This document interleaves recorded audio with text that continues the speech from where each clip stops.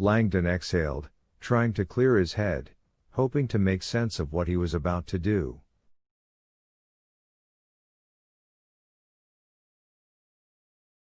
With the camcorder in hand, he boarded the same golf cart he had ridden earlier that day.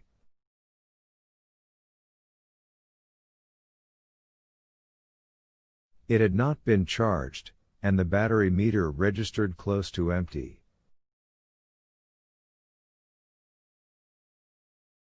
Langdon drove without headlights to conserve power. He also preferred no one see him coming.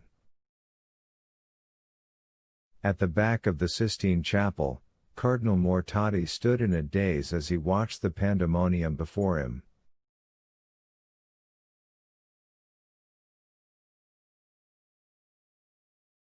It was a miracle. One of the cardinals shouted. The work of God. Yes. Others exclaimed. God has made his will manifest. The Camerlegno will be our Pope. Another shouted. He is not a cardinal, but God has sent a miraculous sign. Yes. Someone agreed. The laws of conclave are man's laws. God's will is before us. I call for a balloting immediately.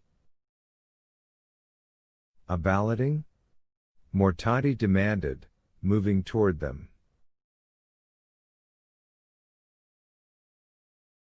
I believe that is my job. Everyone turned.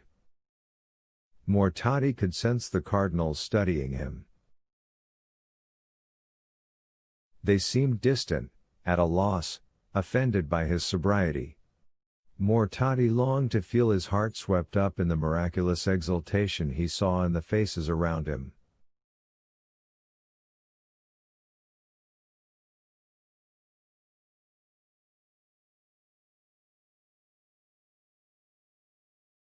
But he was not.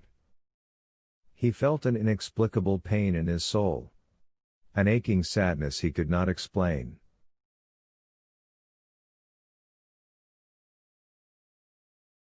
He had vowed to guide these proceedings with purity of soul, and this hesitancy was something he could not deny.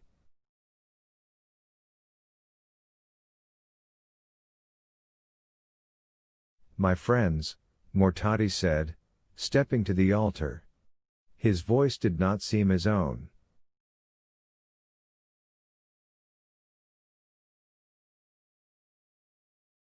I suspect I will struggle for the rest of my days with the meaning of what I have witnessed tonight.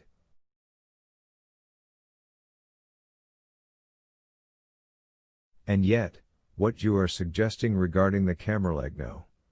It cannot possibly be God's will.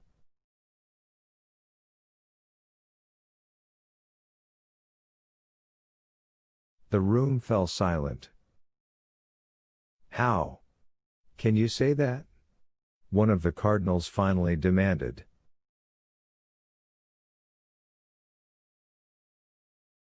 The Camerlegno saved the church.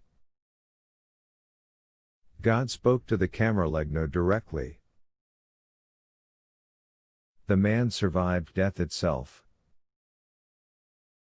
What sign do we need? The Camerlegno is coming to us now, Mortati said. Let us wait. Let us hear him before we have a balloting. There may be an explanation.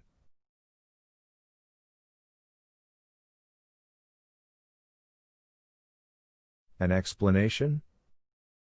As your great elector, I have vowed to uphold the laws of conclave. You are no doubt aware that by holy law the Camerlegno is ineligible for election to the papacy. He is not a cardinal.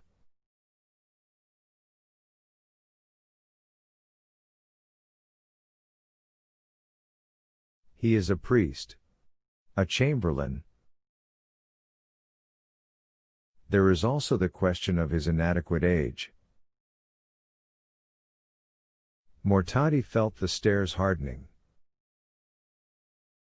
By even allowing a balloting, I would be requesting that you endorse a man who Vatican law proclaims ineligible.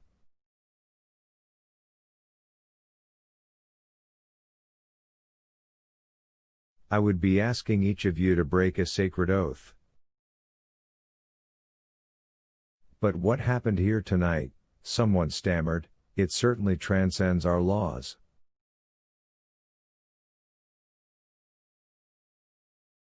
Does it? Mortati boomed, not even knowing now where his words were coming from.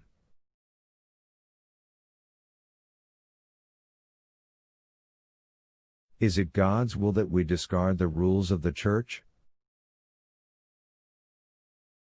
Is it God's will that we abandon reason and give ourselves over to frenzy? But did you not see what we saw? Another challenged angrily. How can you presume to question that kind of power?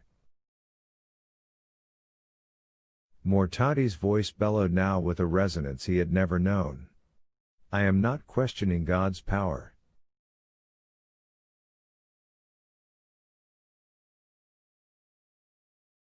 It is God who gave us reason and circumspection.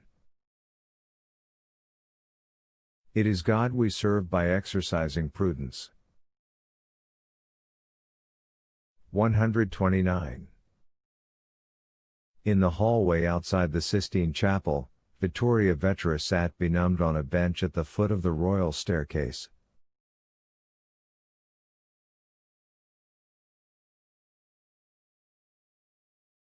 When she saw the figure coming through the rear door, she wondered if she were seeing another spirit.